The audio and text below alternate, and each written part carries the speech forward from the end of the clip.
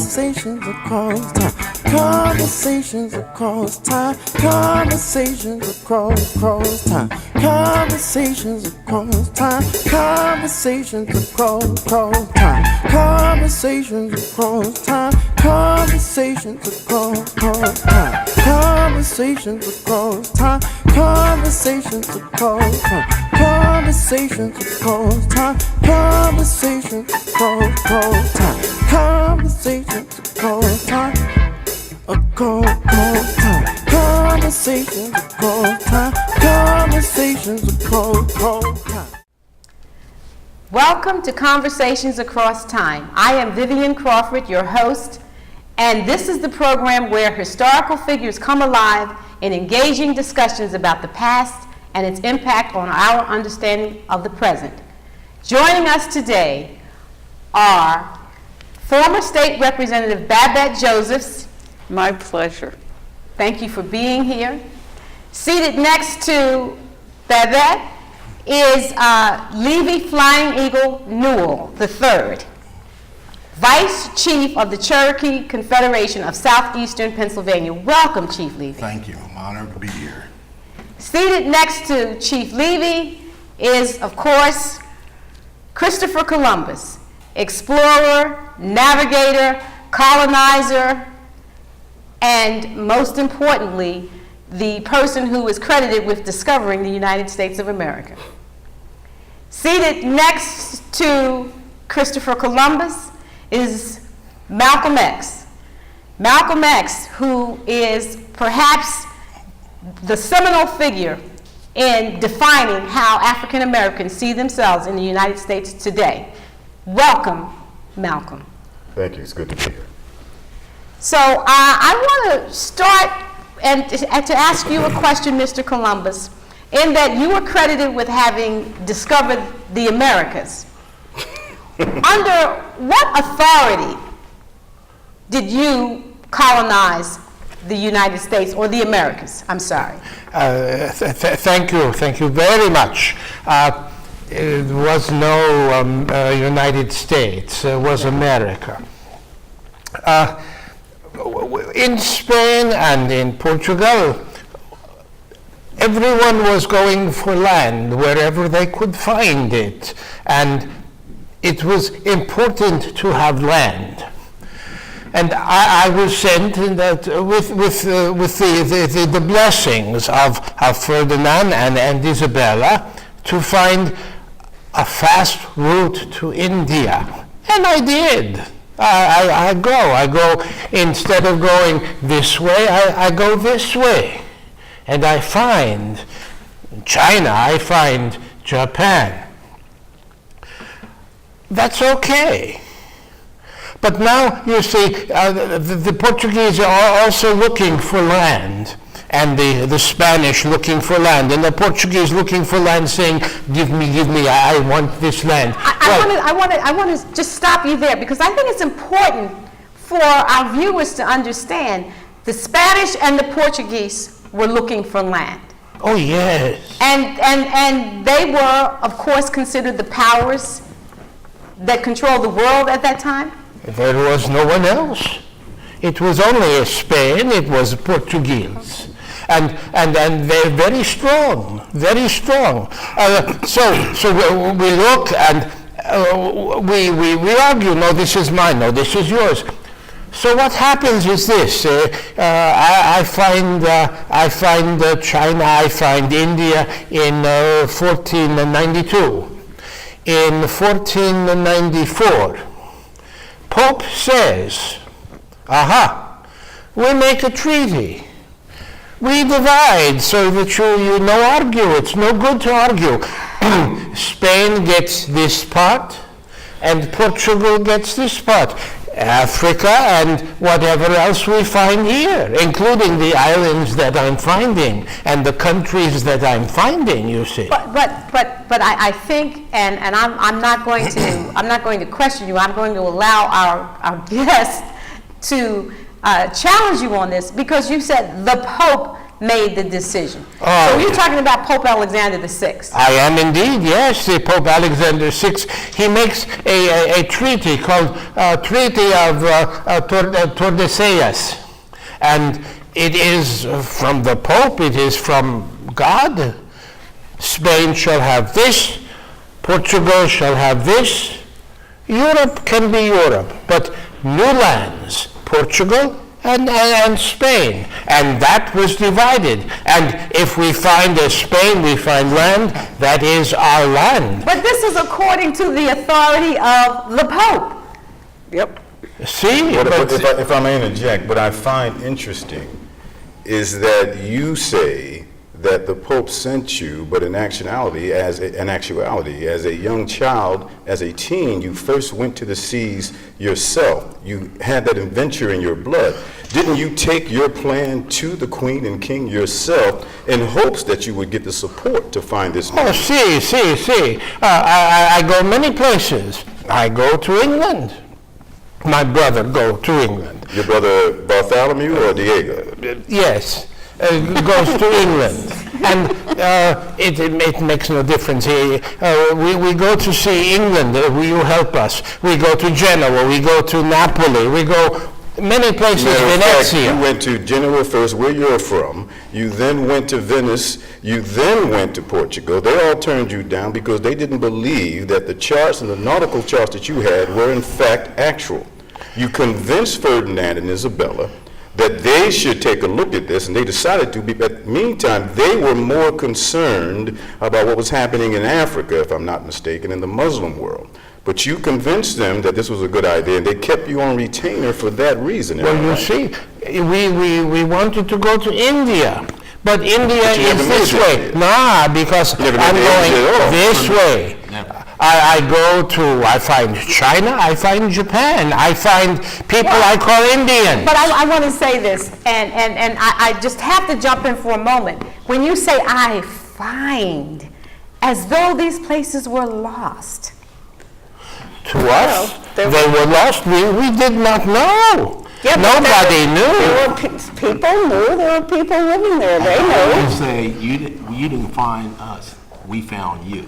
There were people living in these places, and they didn't think they were lost, and they had never heard of the Pope. So why should they care what the Pope thinks? For the Pope could take someone's land and say, it's their land, it's your land, is wrong. The Pope has no right to do that. Senor, No person has any right. the Pope is our authority. We work with the Pope. We It work is with your Ferdinand. authority. We work with It is the Isabella. authority of the indigenous people of the land But it and regions doesn't where you matter. landed. The Pope tells us we divide the world into parts. This is Spain, this is Portugal. Why Portugal has Africa, we get this world, whatever it is. This is what we do. According to the Pope.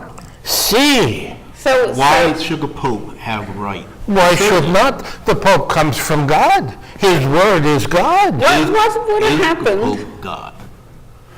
The Pope is not he God. God? The Okay. Pope speaks with and is in line with God. His idea, his saying, his word is our law. If the people you found had been Christians, would the Pope have said the same thing, do you think?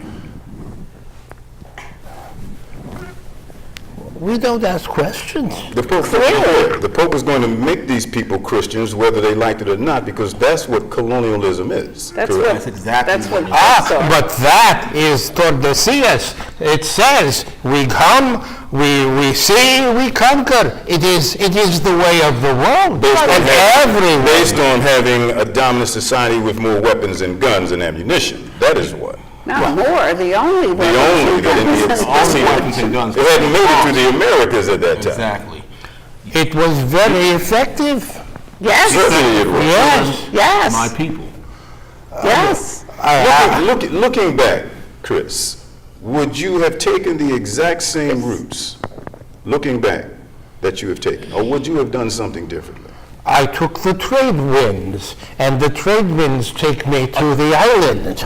that I find. Well, you and found- I take the trade winds back You to found two Spain islands. to say I find these You found islands. two islands that are today known as Haiti and Dominican Republic. You call them, I believe, Hispaniola, and you even carved out a niche and called one area Christmas Town, am I right? It's possible. I don't remember. So you're inflicting, again, Catholicism and the beliefs of your Pope on these people. But the Pope says this is what we do. And there is the question, yes, to take those lands which are now ours. And that is the rule of the Pope. I cannot argue with the Pope. I cannot argue with God. I don't think so. You can argue with God. I don't think you can argue with God either. As I said, the Pope and God are two different entities. And in They're two. the Old Testament, Not in Spain. Not in Spain, not in Portugal. Excuse me for a second. The question, I think what it is, Malcolm, is he doesn't seem to grasp. I think we have to reach a little deeper with him. He doesn't seem to be able to grasp what he did. But and how it seems to me that what he affected fails to grasp is the arrogance in which he can come upon the people of any land that he sets foot on and determine to those people that how we see fit is the way you are going to worship, the way you are going to live, the way you are going to set up colonization. Your brothers, Bartholomew and Diego, tried to settle Hispaniola, did such a terrible job of that, promising gold and riches and all types of fabrics and silks and whatnot. Queen Isabella and Ferdinand sent an envoy, seeing that had not happened, took you back in chains.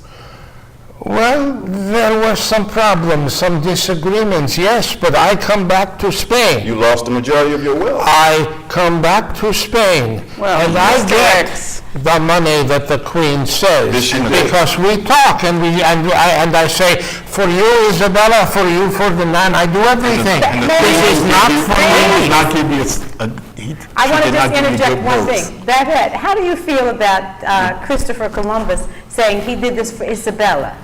Well, I don't have much sympathy with that, but I find it interesting that a person who spent at least more than half of his career following one religion, one leader, and then repudiated that leader and went on another path should be reproaching Chris here for what would you have done? What would you have done differently, Mr. X? Being a man of a different conscience and a different religious fever, I would have certainly questioned what the Pope had to say, although I know at that particular time and place in Europe, that was unheard of. The Pope is the Word of God. But I would have had some personal convictions about some of the things. For instance, when you were in Hispaniola and your brothers were running Hispaniola, the Queen herself was against slavery. She was against the pain and suffering, however, that your brothers inflicted on the indigenous people of that land. You yourself decided to use that same type of labor tactic to enforce what you needed to enforce to get those natives to do what you wanted to do, rather than allowing them to have time to embrace what you were trying to do. And did you not have the same hate yourself before you went to Mecca and saw a different way? I wouldn't say it was hating so much, it was being hypnotized. It was being not brainwashed, but reprogrammed. Having just come out of prison, having found a savior in the teachings of the Honorable Elijah Muhammad, he gave me something to grasp onto, to lift myself up, to educate myself, to understand that I was better than what I was told I was. Ever since my junior high school teacher told me that I would never do anything that I wanted to become because I was a nigger. I disagreed with that. And when I was in prison, having been Detroit Red, having broken crimes, having robbed and pillaged people, as Chris himself did at one time, I realized the error of my ways in 1965 when I took a pilgrimage to Mecca and saw the world for what it really was. I believe that it was important to be an internationalist as opposed to a separatist, as I had earlier stated. I remember that very well, actually. So, at least from what Reading I've about it. read about you, you definitely were at a point where you don't believe in separation anymore. You came to that point. Absolutely. Okay, because in the Native American culture, we believe in sharing, and Absolutely. everyone's not separate. We're all equal.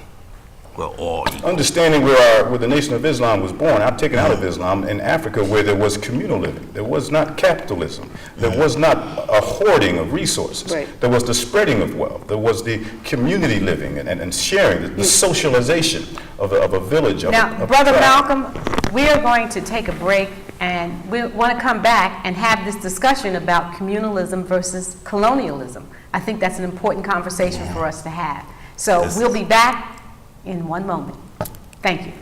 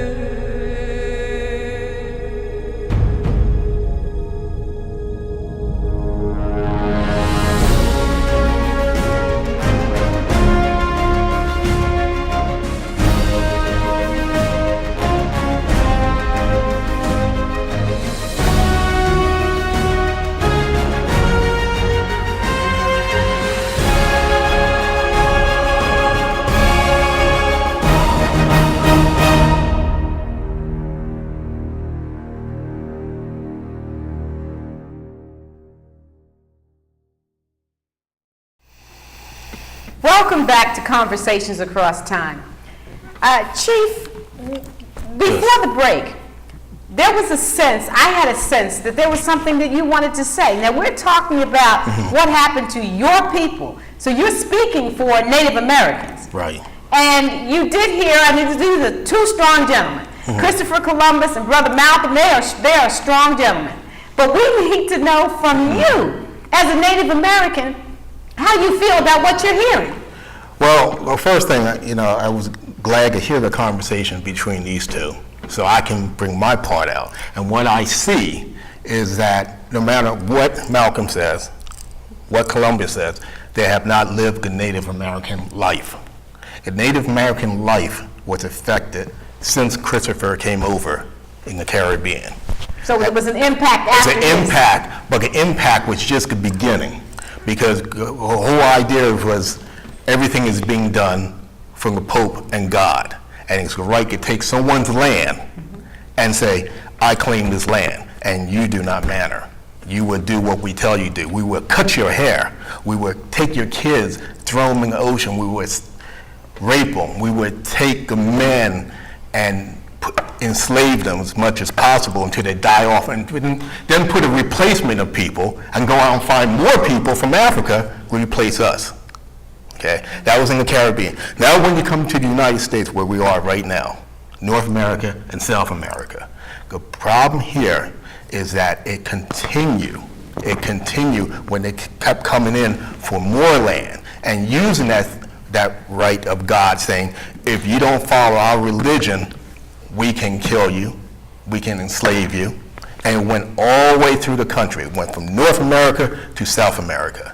It just didn't stop, all the way into Hawaii. May I ask this? How did you, I certainly know that there were different groups, Yes. different indigenous people, and different indigenous populations. But how did you, as a descendant of the Iroquois, feel about the fact that someone was going to impose their notion of God upon you? Well, even to this day, most of us still can reflect and see that we had spent so much time listening to someone else's God. The vision, the pictures of their God doesn't match the pictures of other people's God. We believe in God. We believe in the Great Spirit. We believe that we have a right to our land, and they have a right to be visiting and sharing the land with us. Chief, may I ask you a question? Yes. Looking back, though, how angry were you at the colonialists? For one, they brought smallpox to you. Smallpox decimated your people. Measles. And measles. Smallpox. And it allowed them to run roughshod over those indigenous folks because now your population But is of course, decimated. they gave us syphilis. Let me tell you, with everything that happened, with the anger that we all have as Native American people, even today, because sometimes, right now, it seems like we do not exist. When they talk about things or cultures, Native Americans is hardly mentioned. It's almost like we're a thing of the past. People think we're riding horses all day still. But what happened is with my family, let me finish, with my family, because I'm not going to go to every Native American tribe. I'm not going to do that. I'm going to tell you with my family, it came to a point that when the United States government was set up, they had two choices for Native Americans or Indians back then. You became a tax-payable Indian or you become a reservation Indian. My family became tax-payable Indians. And a lot of people don't know that because everything is still stereotyped about Native Americans. We're woodland Indians. We became farmers. We made our own way. We decided to build our communities again. Yeah, it wasn't the same amount of property and everything that we had before, and we didn't really believe in property because everyone has a right to live on land. Everyone. But did you think that Christopher Columbus, and all of the people who followed him from Europe, did they have the same notion of sharing land that the Native American people? They should have, but they didn't because of greed. Resources. That's all they wanted. Take over every piece of land. We had said to them, these are the things that we had said. We had said, there's more than enough land for everyone. More than enough food for everyone. We taught, wait a minute, let me finish. We taught the Europeans how to farm. A lot of people don't know that. Yes. They think farming was just developed by Europe. We taught the Europeans how to farm. We taught the Pilgrims how to survive. Because if we didn't help the Pilgrims, they would never made it the following year. But in full total disclosure, one of the things that Columbus did bring were European horses, which turns you from a nomadic people to a hunting people. You have to give them credit for Well, we've always been hunting. That was not a good development. The horse was not a good development. But you have to remember, it depends where you were. Everyone started using horses. Matter of fact, let me tell you, even with the Cherokees, we started wearing more of the European clothes and mixing our clothes up. We started educating ourselves because that's the way we had to survive. That's the way we knew we could Some people come together in this would country. argue the horse changed much Native American society from one that was matriarchal, sharing, nutrition and nutritive, into one that was masculine, warlike, Right. and destructive. Now, what happens? That's what the horse did. Now, you have to remember, too, that in our society, Native American society, the female had a voice and power. But as No, this is very important because what happens is if we ended up in a war with anyone, if someone comes and says, the French come to one tribe and say, we want you to fight the English, we want you to fight the Spanish. The ladies, the clan mothers, okay, I don't know about all other cultures, but I know about my culture. The clan mothers would sit down and talk with the men and say, all right, if you end up dying, who's going to take care of your wife and your kids? Everything is put together for us to remain as a society, okay? When the men were dying off, the Native American men were dying off, the Native American females were also marrying African men. Correct? I would agree with that. You agree? Sure. Okay? That's to repopulate or to build up the group of Native Americans, even though they're mixed. But the thing is, in this country, and I'm saying it right now, things have changed, but not to the point where we can understand each other. Well, I want you to put a pin in it, and this is the reason. Because that brings up something very interesting. The change that the horse made upon the Native American population is significant. If it went from being a matriarchal society to becoming A more or less peaceful society to becoming a warlike society, and the horse did that. Of course, the Europeans attacking them all the time We had to helped. go to war. I mean, there was no choice. there was no choice. But I also want to understand, do you, Mr. Columbus, see the plethora of problems that were created as a result of your landing in the Americas? Well, mostly the way they treated people, they found, not just the landing. But he did indeed, not to cast too many aspersions upon our good friend Chris here, you did indeed open up trade with other countries because of the routes you took, even though many times you took those or found those routes by accident or thought you were someplace other than where you really were. And I suspected there was land, and we could get to this country by going this way. And that's what I thought. Kept looking When for I it. came back with the news and I said, yes, there is country here, throughout Europe, everyone was interested. You found another place to go. You found more land. You found different people. You found maybe some gold. But you found land, and everyone in Europe is talking about how wonderful to find this new land. And why was it wonderful? We found- Because land is very important to us. Because Land they- is wealth, and we were looking for wealth. They were Ferdinand in a and Isabella society- is looking for wealth. And they didn't find enough of the gold and precious metals, but you're saying that they should have been at least They satisfied were with the happy land that with you were land. able to. They were happy with land to start, and we went back. I was 4 times to these islands, to this area, and we You did found. damage 4 times. I went 4 times, sir. I went 4 times to see and to look and to make came sure back and that forth. this works, that this is true, And this you is kept not. killing people. This is 4 times I go on behalf of Some- Spain and Ferdinand and Isabella and the Pope, and we find land. I find many good things. I bring things back. I bring things Did you to. bring people back? Yes, Yes. Who did you bring back? people I find there. You know, we find people there with no clothing. We find people running naked all over the place. They still run These are not civilized people. They're not civilized you. Chris, That's how we know European concepts. But based on where they were living, they were civilized enough for what they needed and what they wanted to do. But I come from Europe. I come from Spain. I come with the Pope who says, you take these lands. You live in a And different I climate. look at these people, and they're wearing nothing. And you know, this is probably hot, you know. this is probably a It's good hot in point for Spain, us madam. to end this discussion. And I will tell you why. Because it opens the door for so many questions. There is so much more that we have to ask, we have to understand about the mindset of colonialism. And I think Brother Malcolm hit upon something that was very important when he said, did they seem that they were unhappy to you? You said they had no clothes on. So according to European concepts, they were uncivilized.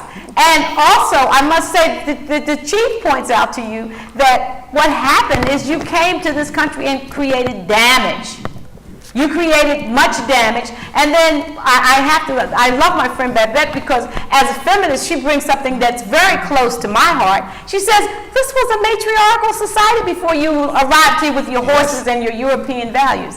So I do look forward to us continuing this discussion because there's much more to say, and unfortunately time does not allow us to do that. But what I want to say to our audience is I thank you for joining us. I hope that you were enlightened and inspired by these conversations, because what we hear is that there's a lot more for us to discuss, and history is truly exciting. So please be sure to join us for our next episode, and we look forward to Brother Malcolm, Christopher Columbus, Chief Levy, and of course Babette Josephs rejoining us, and we will pick up this conversation again. Thank you for tuning in to Conversations Across Time. I am Vivian Crawford, and I look forward to you joining us again.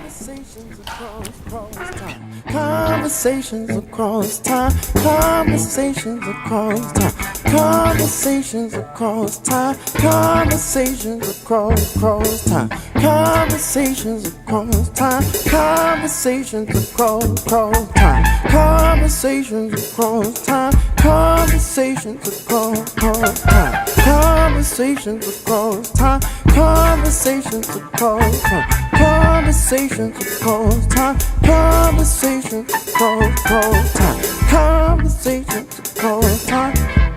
Across time. Conversations across time. Conversations across time. Conversations across time. Conversations across time. Conversations across time. Conversations across time. Conversations across